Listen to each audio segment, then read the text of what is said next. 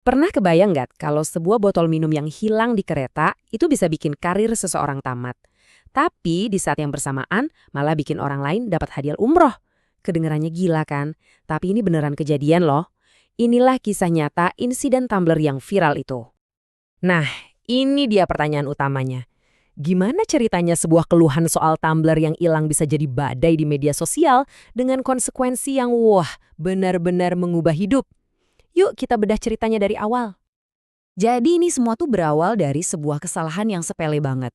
Sesuatu yang, ya ampun, kayaknya kita semua juga pernah deh ngalamin, lupa atau ninggalin barang di suatu tempat. Gini ceritanya, ada seorang penumpang namanya Anita Dewi. Dia pulang kerja, pas turun kereta, dia baru sadar tasnya ketinggalan. Kejadian yang biasa banget kan? Nah, untungnya petugas berhasil nemuin dan ngamanin tasnya. Tapi, pas besoknya tas itu diambil, ada satu barang di dalamnya yang hilang, sebuah tumbler. Di titik inilah semuanya jadi rame.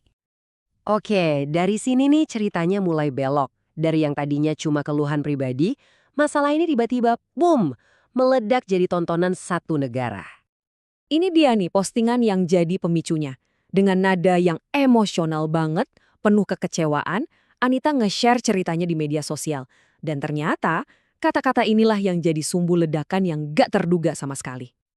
Terus tumbler yang hilang ini harganya berapa sih? Ternyata harganya sekitar Rp359.000. Angka ini jadi penting banget loh sebagai konteks. Buat sebagian orang ya, lumayan. Tapi buat banyak netizen, harga segitu tuh kayaknya nggak sebanding deh kalau harus merusak nama baik atau bahkan karir seseorang.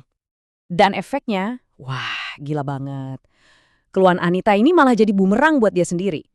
Publik, alih-alih simpati sama dia, malah berbalik ngedukung petugas KAI yang namanya kesebut di cerita itu, Argi. Simpati langsung ngalir deras buat Argi, sementara Anita justru dihujani kritik tajam karena dianggap lebay. Bahkan sampai ada yang nyindir nawarin buat beliin dia tumbler yang lebih mahal. Sekarang kita lihat sisi manusianya. Gimana insiden viral ini benar-benar mengubah nasib dua orang yang terlibat di dalamnya secara drastis. Jadi, kita punya dua tokoh utama di sini ya. Di satu sisi, ada Anita, si penumpang yang kehilangan barang dan curhat di dunia maya.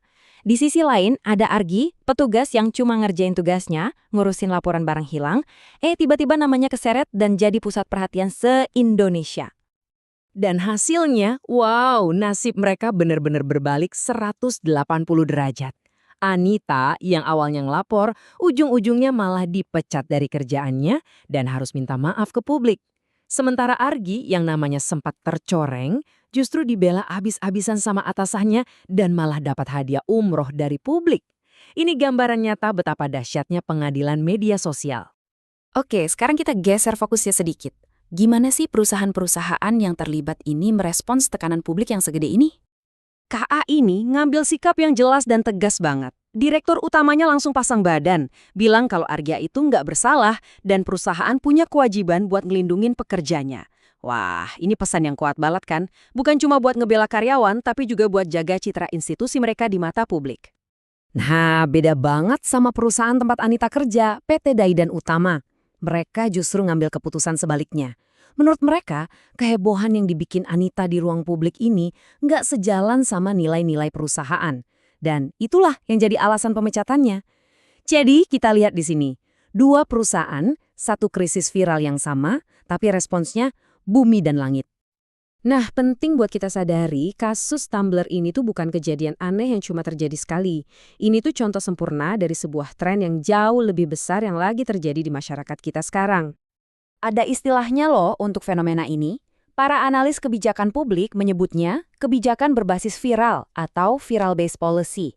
Intinya, ini adalah kondisi di mana keputusan-keputusan penting, entah itu oleh pemerintah atau perusahaan, dibikin bukan karena analisis yang mendalam, tapi lebih sebagai respons cepat terhadap apa yang lagi trending di media sosial.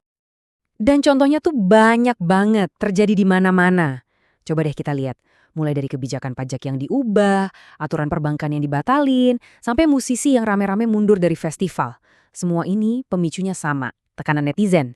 Ini bukti nyata kalau kekuatan kolektif di media sosial itu sekarang beneran bisa maksa institusi-institusi besar buat berubah haluan.